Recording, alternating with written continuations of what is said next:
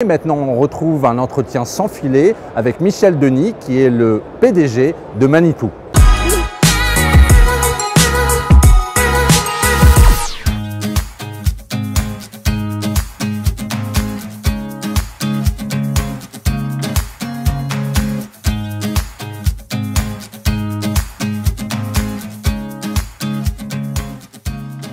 Bonjour Michel Denis, vous êtes CEO de Manitou. Alors Manitou, c'est une entreprise française, il en reste, en tout cas celle-ci est importante sur le marché du BTP. Aujourd'hui, vous vous tournez vers l'extérieur, à la conquête du monde, c'est ça? Vous avez de grosses ambitions à l'international, quelles sont-elles? Oui, bonjour Steve Carpentier, de grosses ambitions.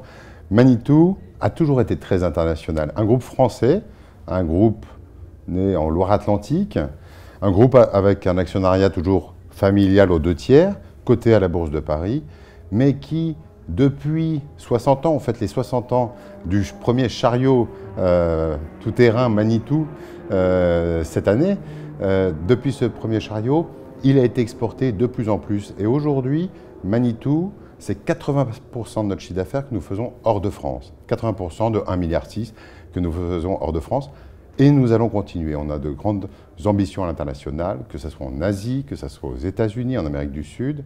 En Asie, on a acquis 2 sociétés l'année dernière, une en Inde, une en Australie. Aux États-Unis, nous lançons des gammes de produits.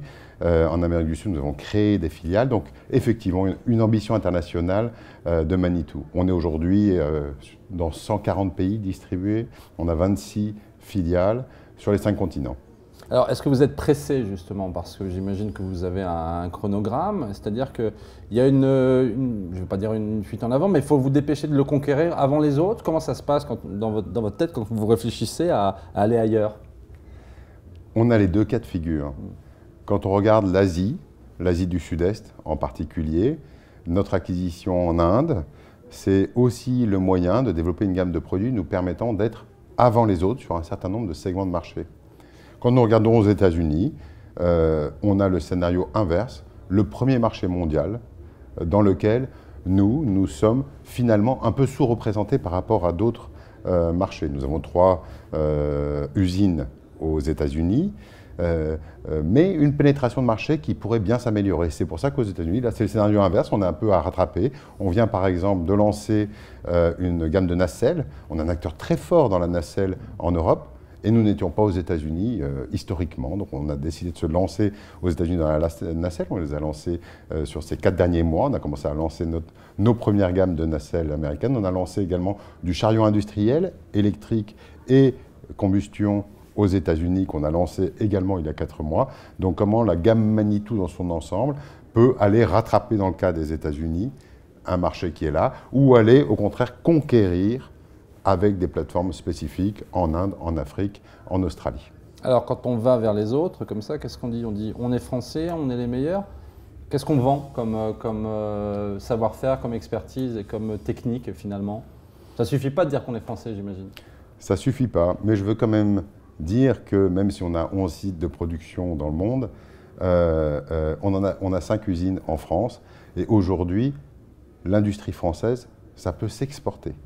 Quand il y a du savoir-faire, moi je suis fier de l'ensemble des équipes. Quand je suis en Indonésie, quand je suis au Brésil ou en Australie et que je vois une machine Manitou qui vient de Loire-Atlantique, oui, je suis fier. Quand on met du savoir-faire, quand on met de la valeur ajoutée, quand on met de l'innovation, quand on met de la différenciation, quand on réduit les coûts d'utilisation, on sait apporter aux clients partout dans le monde quelque chose avec l'industrie française.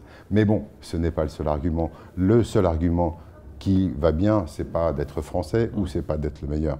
C'est de répondre aux besoins des clients. Chez Manitou, on pense à nos clients toute la journée.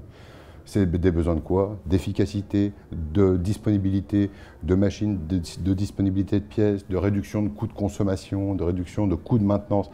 Et pas obligatoirement juste d'un prix, mais la fonctionnalité, si la machine va plus vite, qu'elle est plus disponible, etc. On se met à la place des clients, on travaille avec eux et on essaye de concevoir ce qui va pour les clients partout dans le monde. C'est quand même ça l'esprit aussi, c'est pas de produire ailleurs pour produire moins cher et ensuite rapatrier sur l'Hexagone. C'est aussi d'adresser, comme en Inde avec Terex, à un vrai marché local. Bien sûr, on n'est pas du tout dans des logiques de délocalisation, nous ne faisons jamais ça. En Inde, nous lançons par exemple une gamme de skid steer on le fait également aux États-Unis, ce n'est pas pour transférer, c'est pour reprendre un ancien ski de tir qu'on lance en Inde en ce moment, qui permet d'adresser les marchés indiens et d'adresser les marchés africains et de Moyen-Orient, avec des spécificités techniques et de composantes de prix qui correspondent aux besoins des utilisateurs.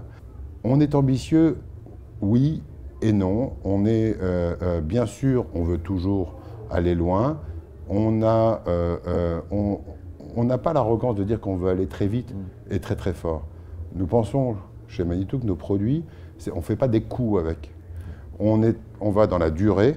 Ça veut dire qu'il faut assurer le service, ça veut dire qu'il faut avoir les pièces qui soient disponibles, ça veut dire que l'organisation est disponible, ça veut dire qu'il y a des clients qui font confiance.